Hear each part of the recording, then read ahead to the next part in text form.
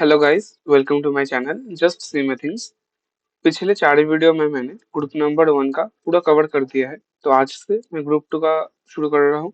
तो इसमें first paper आता है, paper number 9, that is OMSM, operations management and strategic management. तो इसमें मुझे 78 मार्क्स मिले हैं। तो तो मैंने OMSM का पेपर पढ़ना सिर्फ अक्टूबर में शुरू किया था, दिसंबर में एग्जाम था। तो मैंने फुल्ली कवर नहीं किया था। तो मैंने मेन फोकस किया था स्ट्रेटेजिक मैनेजमेंट पर, क्योंकि उसके 4 चैप्टर बहुत ही छोटे होते हैं। मतलब थ्योरी है, और मैंने क्लास 12 और बीकॉम में भी पढ़ा है, तो वो इजी हो जाता है उसमें पढ़ना। और ईच चैप्टर से मिनिमम 7 मार्क्स का एक क्वेश्चन तो आता ही है। और टोटल स्ट्रेटेजिक मैनेजमेंट में 3 क्वेश्चन आता है 14 मार्क्स का। तो ये बहुत ही हेल्पफुल हो जाता है, क्योंकि कम पढ़ के आप ज्यादा कवर कर सकते हो।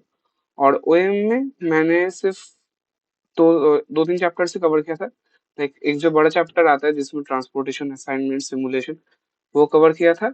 और जो डिमांड फोरकास्टिंग का पूरा चैप्टर है, वो कवर किया था। और और बाकी चैप्टर जब मैं कवर करने गया था, तो कवर किया था, पर उतना अच्छे से डेप्थ डेप्थ में नहीं किया था।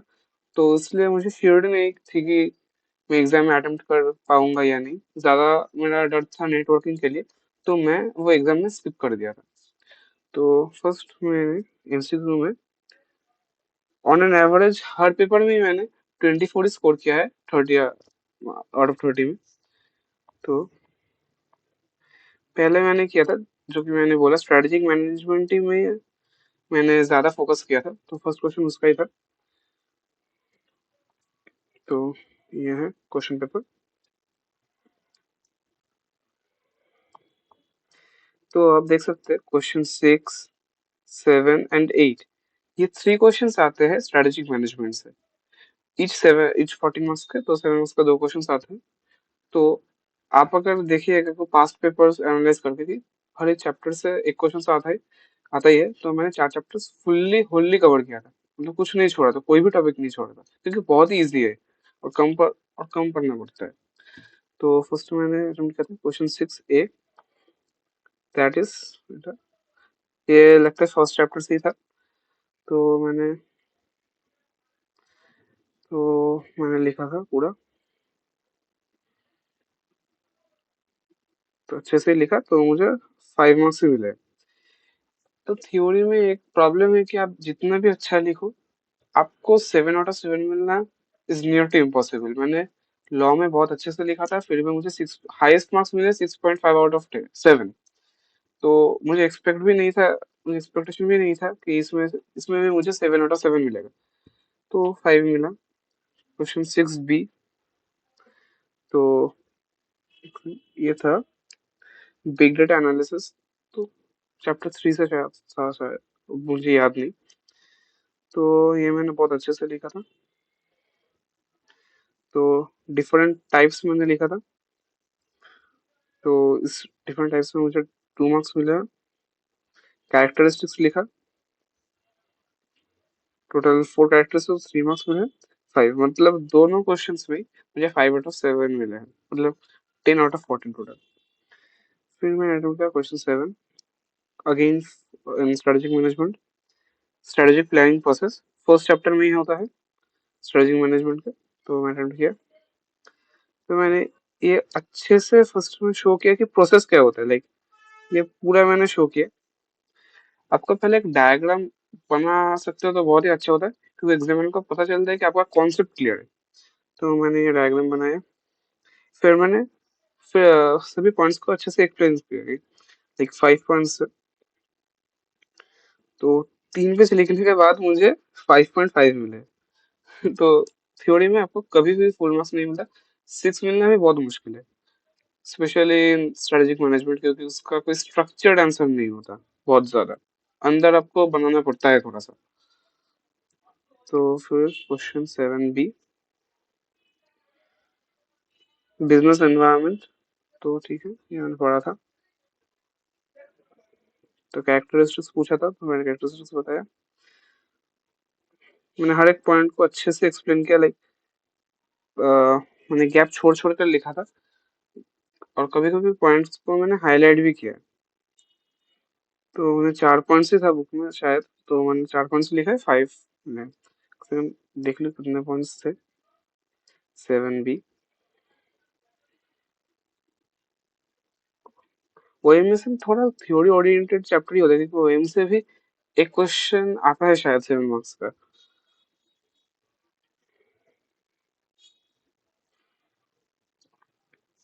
ओके, 5 पॉइंट्स का टोटल, मैंने लिखा था 4 पॉइंट्स। 1 2 3 4। तो ठीक है, तो ठीक ही है। फिर क्वेश्चन मैंने अटेम्प्ट किया ओएम से। ये पहला क्वेश्चन था जो मैंने अटेम्प्ट किया ओएम से। हाँ, ये तो सिनेरियो इज दैट मुझे ये आता था डिमांड फोरकास्टिंग वाला, बट मतलब ये मुझे आता था, पर ये मुझे उतना नहीं आता था, लाइक ये वाला। तो मैंने थोड़ा बनाया था। तो मैंने लिखना चालू किया। अगर आप मेरे राइटिंग देखोगे तो पता चलेगा कि मैंने अंदर में तो बहुत सारा ही बनाया है। पॉइंट मुझे याद था थोड़ा थोड़ा, तो मैंने बहुत सारे पॉइंट लिखे इसलिए। लाइक 10 पॉइंट्स लिखे हैं तो 4 मार्क्स, क्योंकि अंदर उतना अच्छा नहीं लिखा तो मुझे उतना मार्क्स नहीं मिले, जो कि वैलिड है। तो फिर मैंने रूल किया क्वेश्चन 3 भी, that is for demand forecasting. तो 7 मार्क्स का था, तो मैंने फुल्ली अटेम्प्ट किया। तो ये स्टेटमेंट के मुझे मिले 2 मार्क्स। मैंने अच्छे से इक्वेशन लिखा, गैप दिया उसमें, लिख लिख के मैंने आंसर निकाला है। तो फर्स्ट जो पॉइंट का था उसमें मुझे 2 मार्क्स भी मिले हैं। लाइक मैंने बुलेट करके करके आंसर निकाला है। तो अच्छे से शो करना बहुत ही जरूरी है इसमें, क्योंकि आंसर तो सभी ठीक करेंगे, तो आपका अगर प्रेजेंटेशन अच्छा होगा तो एग्जामिनर को अट्रैक्ट करेगा। तो ठीक है। तो पूरे क्वेश्चन में मुझे 7 आउट ऑफ 7 ही मिले। तो फिर मैंने अटेम्प्ट किया क्वेश्चन 4 है।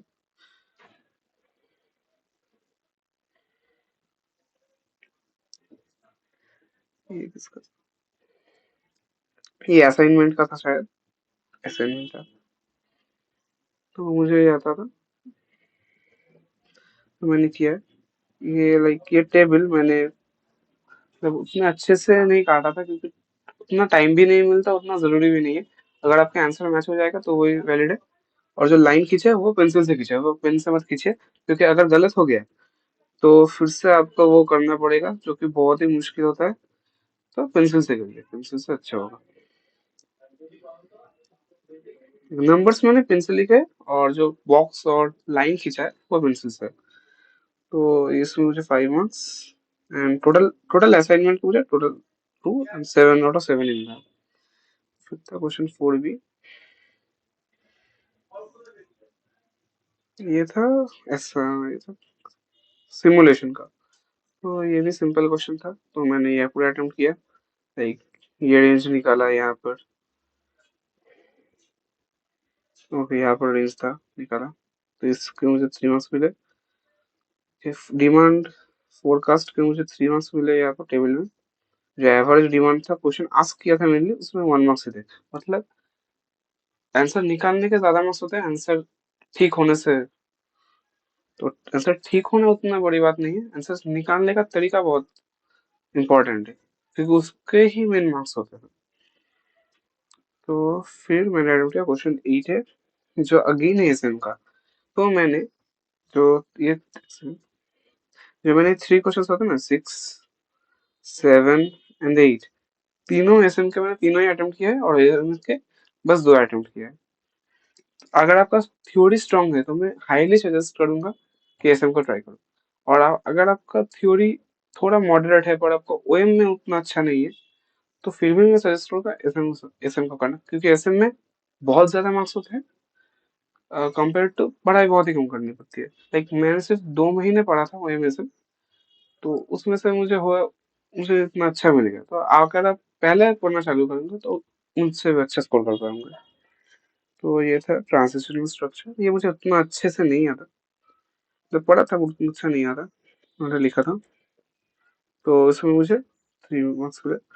लाइक मैं अगर चेक करूँ क्वेश्चन 8 का, तो इसमें उन्होंने 7 पॉइंट्स दिए हैं और मैंने सिर्फ लिखे हैं 4 पॉइंट्स। तो 3 मार्क्स ठीक है, क्योंकि ये क्वेश्चन मुझे नहीं आता था, तो मुझे जो जो आता था मैंने लिख दिया, क्योंकि 3 marks is far better than getting 0 marks. Question 8 भी मैंने अटेंड किया, ये था, ये क्वेश्चन अटेंड किया मैंने। तो इसमें भी मुझे लाइक 5 मार्क्स ही मिले थे शायद, हाँ। तो एसएम के हर एक क्वेश्चन में ऑन एन एवरेज मुझे 5 मार्क्स ही मिले। एक आंसर में 5.5 और एक आंसर में लाइक 3 मिले हैं। तो overall 4 to 5 you can expect from an answer. तो मैं अगर क्वेश्चन की बात करूँ, तो क्वेश्चन में एक प्रॉब्लम थी, इसलिए मैंने नहीं किया। लाइक जो क्वेश्चन नंबर 5 है वो मुझे आता था, लाइक, बट क्वेश्चन थोड़ा सा कॉम्प्लेक्स लगा था मुझे, क्योंकि मैंने उतना प्रैक्टिस नहीं किया। और 5 भी जो नेटवर्किंग, उसमें भी मेरा उतना कॉन्फिडेंस नहीं था, इसलिए मैंने नहीं किया। अगर आपका इसम अच्छा नहीं है, तो मैं सजेस्ट करूंगा कि आपको जो ओएम के प्रैक्टिकल चैप्टर्स है उसमें आप बहुत अच्छे से मेहनत करें। और ओएम का एक थ्योरी क्वेश्चन आता है। ये क्वेश्चन का प्रॉब्लम है कि आपको आई गेस 3 to 4 चैप्टर्स पढ़ने के बाद आप एक क्वेश्चन अटेंड कर पाओगे, जो कि बहुत ही ज्यादा आई गेस नॉट इम्पोर्टेंट हो जाता है, क्योंकि सेम अगर आप एक चैप्टर पढ़ोगे तो 7 अटेम्प्ट कर पाओगे एसएम के, या फिर ओएम के कोई प्रैक्टिकल चैप्टर्स में। पर अगर आप ओएम के थ्योरी कवर करने जा रहे हो, तो आपको 3-4 चैप्टर्स मिनिमम पढ़ने पड़ेंगे, तो फिर आपको 14 मार्क्स का आंसर कर पाओगे। उसमें भी आपको 14 मार्क्स नहीं मिलेगा। तो ये बहुत ही वेस्टेज ऑफ टाइम हो जाता है मेरे लिए, जब मेरे पास सिर्फ 2 ही महीने थे प्रिपेयर करने के। तो थैंक यू, एंड इस वीडियो में मैं पेपर नंबर 10 कवर करने जा रहा हूँ। Thank you.